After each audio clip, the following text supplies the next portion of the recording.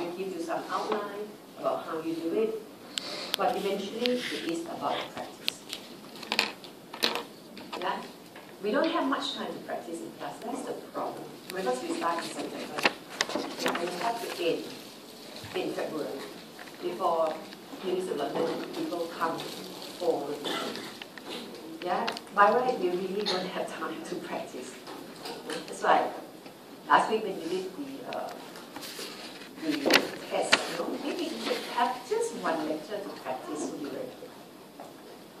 Yeah? And we actually will actually need to look at more of the topics. I said different topics, what kind of thing, what kind of design, what kind of methods you get. We'll try and see whether we can push those globalization and organization a little bit faster, so that we spare maybe 2 weeks at the end there to practice questions answer. I think question answer is quite important because I admire your paper. In fact, I finished marking notes already. I have been up there recording and all that, but I believe that you all know it, but to put it in exam answer, sometimes that's a limitation there. Yeah? You can write, but the depth is not there. Even though this part, in fact, you don't have to continue reading it because the research is really the understanding about how to write it actually, what the examiner wants actually. Okay, so we start here. They often ask you what he gives to sociology, number one. Number two, what he gives to understanding society he was living in at that time. Modernity, you need to be able to define what modernity is. It is industrial society. Yeah? Last week, I discussed what modernity is. It is the industrial revolution after industrial society that were established after the industrial revolution. They ask you contribution to understanding something that is happening today, that is number 3. Right? Number 4, they often ask generally key ideas. Yeah? And number 5, for you to compare with another theories. That's why, therefore, I say you need to know two very well. Okay, this is the Google time. So, make friends with him. Make friends with him. And he will help you. Yeah. I remember one year I had a student who tried very hard. To try to understand the theory, and he really don't get it. So he had one very close mentor, who was a sociologist. And he asked his mentor, what do you do? How do you study sociology? The mentor said, you need to know the theories very well. Because whatever background that they have will influence their ideas that we use.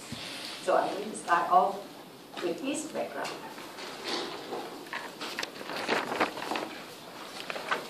Yeah? So you must know. You must be able to imagine at that time what happened in society. Right? I told you that industrial revolution took place from farm to factory. You got that? From authoritative government into democracy. Yeah? You remember that? So, he saw society in turmoil. A lot of things, a lot of different things, a lot of changes, a lot of problems. That is the background. Industrialization was underway. See, when industrialization completed, 100 years after that, we were peaceful. Society is peaceful. My generation is peaceful. My parents' generation is not so peaceful yet. Our generation is very peaceful, so we take peace for granted. During that time, there was a lot of industrial conflict, a lot of war. Yeah? So, that was the background of their time. What kind of social background? His family was Jewish priests. Every guy in his family were priests. The Jews, not Jewish priests, the rabbi. And he's supposed to be a rabbi too. He was trained to be one. So he was trained to know God and to bring God to people. But in his late teen, the teenager, more radical, right? Critical. In late teen, he started to ask questions, like a lot of people asked at that time. The Enlightenment asked questions. Where is God? What is God? He started to question his own theological thinking. And instead, he tried to understand God scientifically. Write down, yeah, so today, write down as much as you can, just to remind yourself. He was a Jewish priest. He turned against his own theological training and seek science as an explanation of social morality, or he just tried to get science to understand God. And later we see his explanation about religion and God. Intellectual root. Comte in France. Remember that? Biological analogy. Do you remember the word idealism? Idealism, the perspective that regards idea. Write down that. The perspective that regards idea or non-material reality as the basis of society. The perspective that regards idea or non-material entity or reality as the basis of society. Comte was an idealist. Remember that? The law of the 3 stages. Say society changed because ideas changed from theological to metaphysical to positive stage. Yeah? So Durkheim believed the same thing. Idea is so important that the fact that you're sitting down here, the structural reality is nothing. It's the idea that makes it come. But here Durkheim doesn't talk about your idea or my idea or his idea. He was talking about societal idea, or later become norm. Because he was a structuralist. He doesn't look at the individuals within it. Okay. Positivism. Positivism is about what? Last week we did positivism. To know, to create, to control. To know the causes. Remember that? Alright. He was also influenced by Herbert Spencer and biological analogy, organic analogy.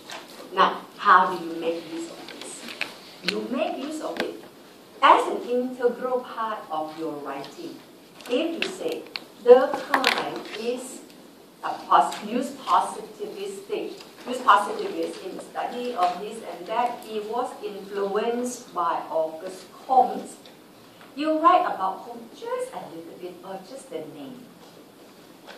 Yeah? Then they'll assume that you know about Comte. You don't have to write much, but you have to know how he influenced the Durkheim. Yeah? And you have to know what is positivism. Positivism is about knowing the causes. Yeah? As simple as that.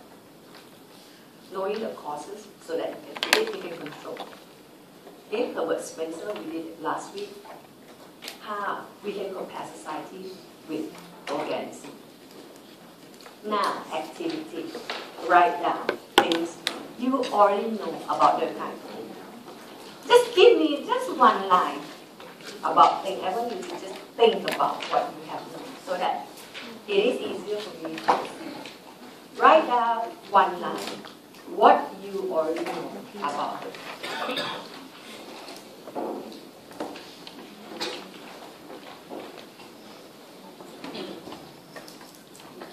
Give you a minute to think about things. Let's talk to you. How can the following the example of social fact? Don't do fashion because I've done that. I said, let me repeat one more time so that you can use that to guide your discussion. I said, fashion is relative. Yeah? It exists as pattern, as structure, outside us.